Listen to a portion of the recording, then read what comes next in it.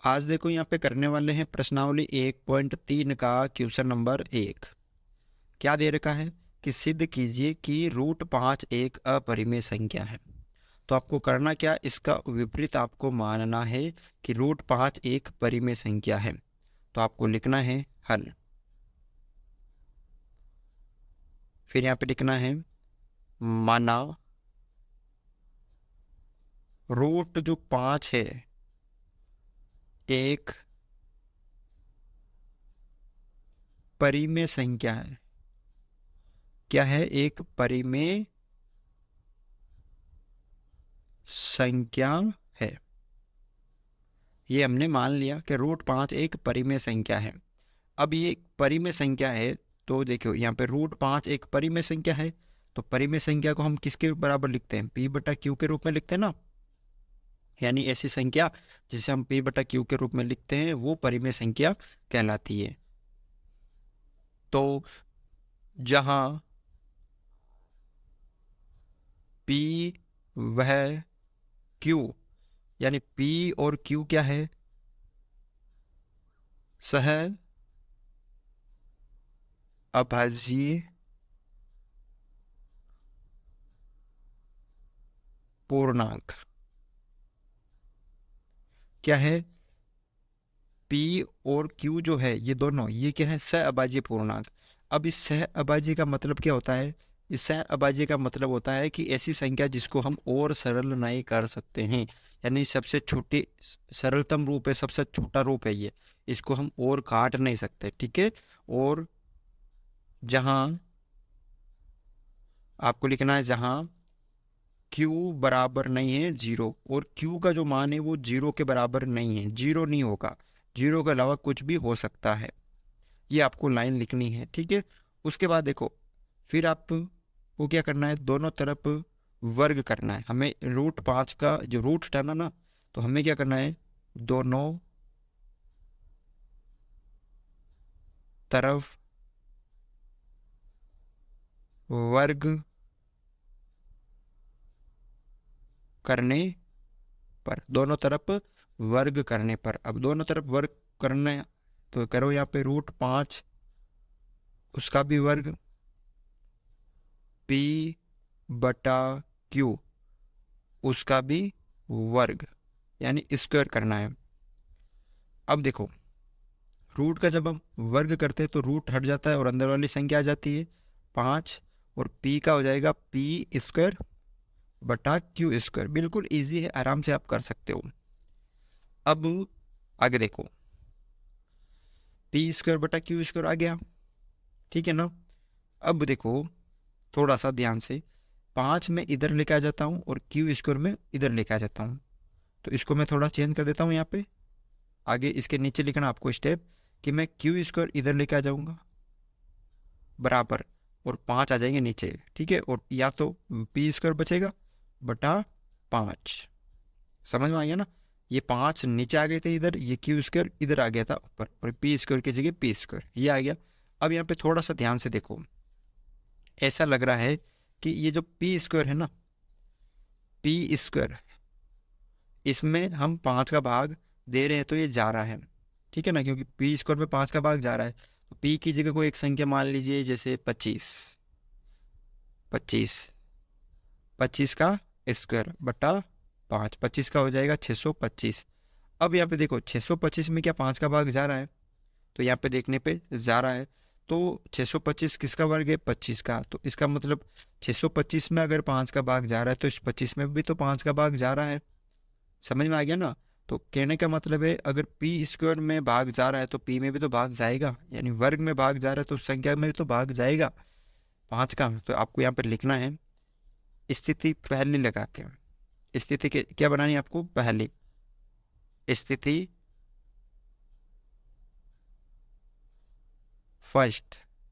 यहाँ पे आपको लिखना है कि पी स्क्वायर 5 से, पी स्क्वायर 5 से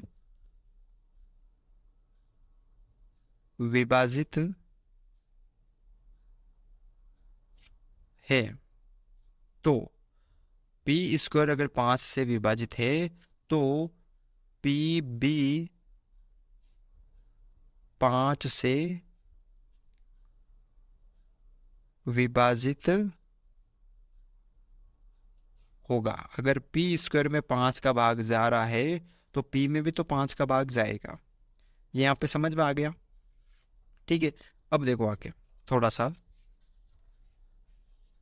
अब यहाँ पे मान लीजिए मैंने P में भाग दिया 5 का। ठीक है, मान लीजिए मैंने P में 5 का भाग दिया और मुझे प्राप्त हुआ M। कुछ भी प्राप्त हो सकता है, C कुछ भी। आगे मुझे M प्राप्त हुआ तो यहाँ पर P जो है वो यहीं रखूँगा और 5 इधर गुणा में है या भाग में, तो इधर भाग में तो इधर गुणा में आएंगे तो 5M। ठीक है, अब मैं क्या करूँगा, ये जो मान है ना P बराबर 5M, ये मैं सबसे लास्ट वाले यहाँ पे रखूँगा, यानी इसे समीकरण में 1 मान लेता हूँ। तो ये मुझे समीकरण 1 मानना है तो इसमें मुझे P की जगह जो 5M रखना है। P कहाँ पे, ये रहा, तो P की जगह मुझे 5M रखना है। तो देखो यहाँ पे लिखिए कि P बराबर 5M समीकरण 1 में रखने पर। अब समीकरण 1 क्या है, ये रहा, तो पहले लिख लीजिए। देखो ये क्यू स्क्वायर बराबर P की जगह रखूंगा मैं 5M, और देखो P की जगह तो मैंने 5M रख दिया और उसके बाद स्क्वायर भी तो है, तो ये स्क्वायर हो गया बट्टा 5 की जगह नीचे बट्टा में 5। करते इसको सरल, क्यू स्क्वायर बराबर 5 का हो जाएगा स्क्वायर 25 और M का हो जाएगा M स्क्वायर बट्टा नीचे 5। अब ये कट रहा है तो काट दीजिए इसको। 5 एकम 5, 5M 25। अब देखो 5 इधर ऊपर है ना गुणा में, तो इधर भाग में आ जाएंगे। क्यू स्क्वायर बटा 5 बराबर इधर M स्क्वायर। अब इधर नहीं देखना, इधर देखो, यहाँ पे देखो स्थिति वापस बन गई पहले वाली जैसे। ये देखो पहले कौन सी स्थिति थी, P स्क्वायर में 5 का भाग जा रहा था तो P में भी 5 का भाग जाएगा। अब उसी तरह स्थिति दूसरी बन गई, यहाँ पे बन गई ना, यहाँ पे स्थिति दूसरी। तो स्थिति 2, स्थिति 2 क्या बनी यहाँ पे कि क्यू स्क्वायर में 5 का भाग जा रहा है, यानी क्यू स्क्वायर 5 से विभाजित है तो क्यू भी 5 से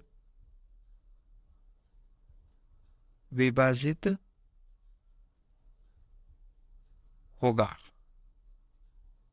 ठीक है, अगर क्यू स्क्वायर में 5 का भाग जा रहा है तो क्यू में भी तो 5 का भाग जाएगा। ठीक है, अब देखो दोनों स्थितियां हमारे पास बन गई, दोनों स्थितियां थी जो हमारे पास बन गई। स्थिति नंबर फर्स्ट ये रही और स्थिति नंबर सेकंड जो है ये रही। ठीक है, ये फर्स्ट P स्क्वायर में 5 का भाग जा रहा है तो P में भी जाएगा, और ये सेकंड क्यू स्क्वायर में 5 का भाग जा रहा है तो क्यू में भी जाएगा।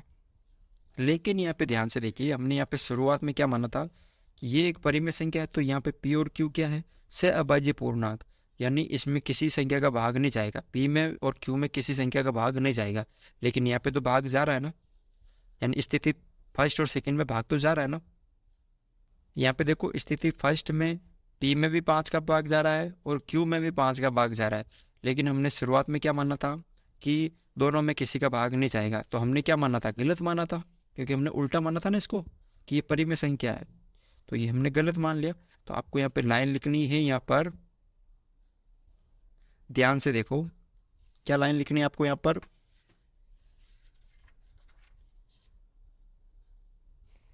आपको ये लाइन लिखनी है कि स्थिति फर्स्ट व स्थिति सेकंड से स्पष्ट है होता है, स्थिति फर्स्ट और स्थिति सेकंड से ये स्पष्ट होता है कि P बटा Q एक परिमेय संख्या नहीं है।